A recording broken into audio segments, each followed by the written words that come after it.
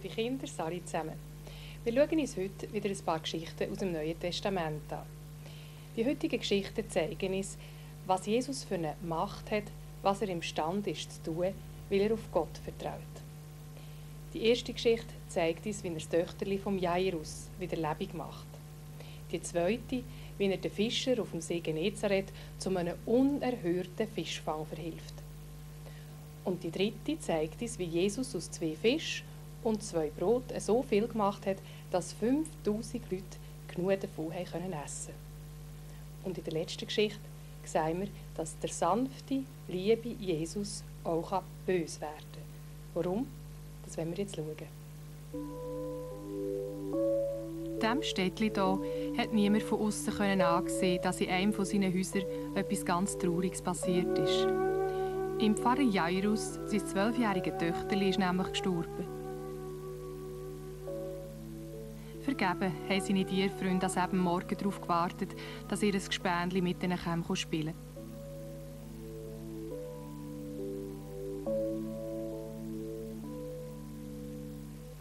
Am traurigsten aber war natürlich die Mutter. Sie konnte es einfach nicht glauben, dass ihr Mädchen nie mehr verwachen soll.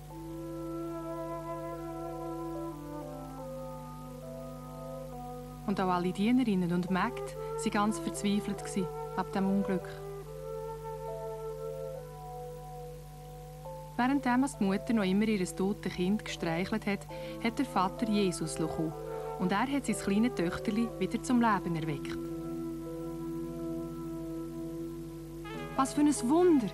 Der Jairus und seine Frau konnten es kaum fassen. Es lebt, es bewegt sich wieder. Jesus hat es wieder gesund gemacht.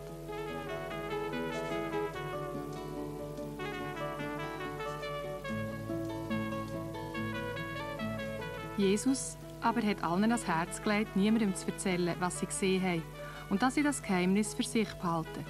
Er hat nämlich nicht wollen, dass zu viele Leute wissen, dass er sogar Macht über den Tod hat.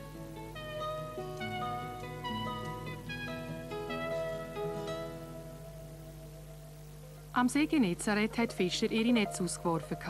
Aber es war vergebene Mühe. Die Netze sind leer geblieben.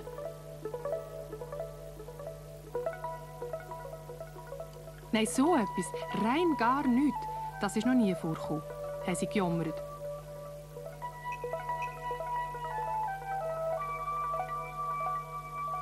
Plötzlich ist Jesus da gestanden und hat gesagt, sie sollen ihre Netze noch mal auswerfen.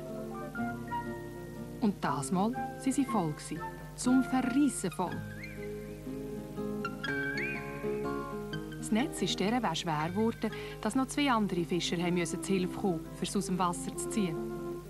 «Schnell, ich mag es sonst nicht mehr heben!» Glücklich haben sie die kostbare Fracht ins Schiff geladen und sie dann ans Ufer gebracht.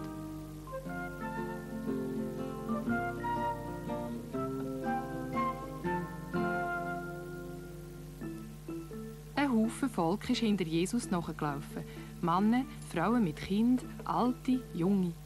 Alle wollten sie hören, was Jesus nicht zu sagen hat.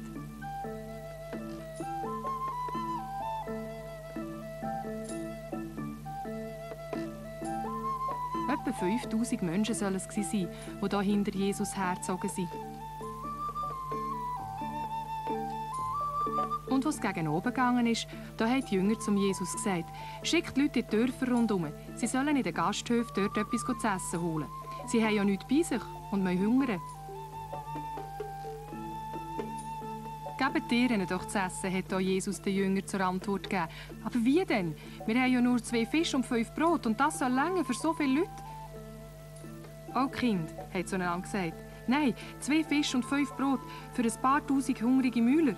Das ist ja rein unmöglich. Da müsste ja direkt ein Wunder geschehen. Ein Wunder? Ja, natürlich. Jesus ist ja bei uns. Sicher kann er uns helfen.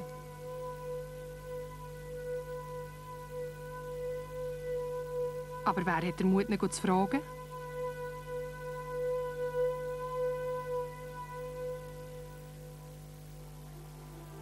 Das war gar nicht nötig.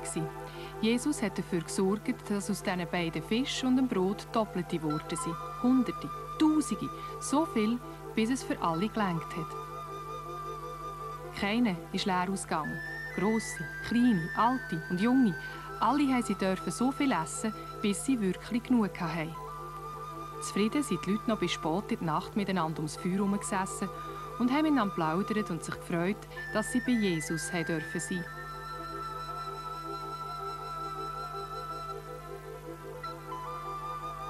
Alle waren dankbar, dass sie nicht mit einem hungrigen Bauch schlafen mussten. Und sie haben zueinander gesagt, wie schön, dass wir so etwas Wunderbares haben dürfen erleben, dass Jesus für uns alle so liebevoll gesorgt hat.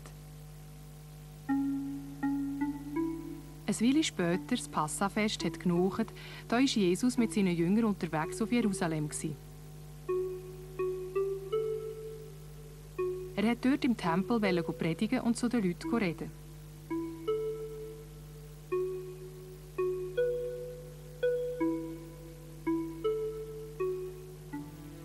Endlich sind sie zum Tempel gekommen. Aber was ist denn da innen passiert? Die Priester haben ihren Augen kaum getraut. Nein, so etwas.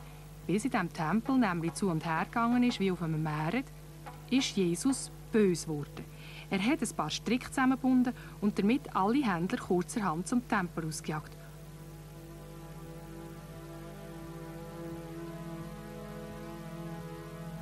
Raus! Gottloses Gesindel! Das Haus von meinem Vater ist doch kein Marktplatz! Der Tempel ist doch der Ort, wo die Menschen in aller Ruhe hingehen können, für sich zu sammeln und zum beten und nicht zum Geld verdienen.